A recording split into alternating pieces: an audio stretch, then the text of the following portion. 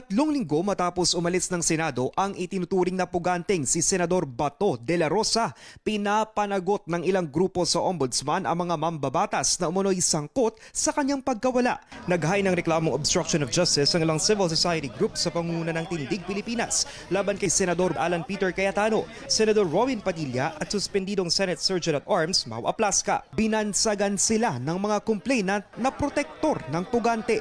Sa ilalim ng liderato ni Cayetano, binigyan ng protective custody si De La Rosa na may arrest warrant mula sa International Criminal Court o ICC dahil sa crimes against humanity of murder kaugnay ng madugong gyera kontra droga ng Administrasyong Duterte. Yung paglagay sa protective custody kay Senator Bato na medyo hindi malinaw yung basis kung bakit niya ginawa ito, at saka yung pagiging supervising authority kay Sergeant at Arms Aplasca, I think these are things na warranted po for obstruction of justice. Ipinunto ng mga complainant ang pagpapagamit ni Padilla ng sasakyan niya kay De La Rosa para makalabas ng Senado.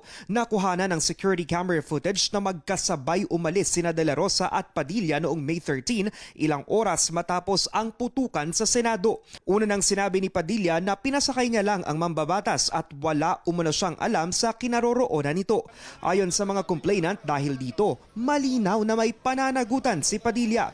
Una nang naghain ng kasong obstruction of justice ang Criminal Investigation and Detection Group ng Philippine National Police sa Justice Department laban kay Padilla. Sabi ng mga complainant, balak din nilang maghain ng ethics complaint sa Senado laban sa mga mambabatas na umunoy tumulong kay De La Rosa na makalabas. Ayon sa isa sa mga complainant at convener ng Tindig Pilipinas na si Kiko Aquino D, mahalaga ang paghahain ng reklamo para mapanagot ang mga opisyal sa nangyari.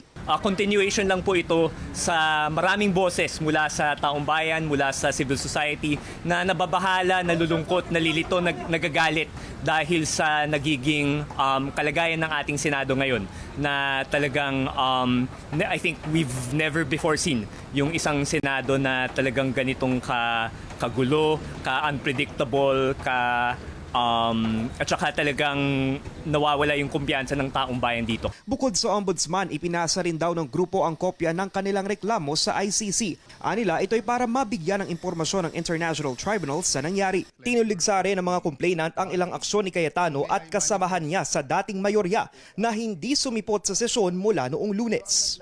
Kung ang mga estudyanteng Pilipino ay hindi pwedeng umabsent sa mga klase nila, bakit ganito ginagawa ng Senate Majority sa pangunguna ni Alan Peter Cayetano? Ang atin pong mga lawmakers ay naging mga lawbreakers na po. Malinaw po yan sa lahat ng mga manggagawa na nagpapasweldo galing sa aming mga buwis. Ang sweldo nila at hindi sila pumapasok, hindi nila ginagawa ang mga trabaho nila na harapin ang mga solusyon sa krisis ngayon. Sabi ni Aquino, pinag-uusapan pa ng kanilang grupo ang pwedeng legal na hakbang para mapanagot ang mga mambabatas sa pag-boycott ng sesyon. Sinusubukan kuna ng Newswatch Plus ng pahayag ang 3 opisyal na inirereklamo. Para sa mga impormasyong napapanahon at on-demand, Lance Mexico, Newswatch Plus.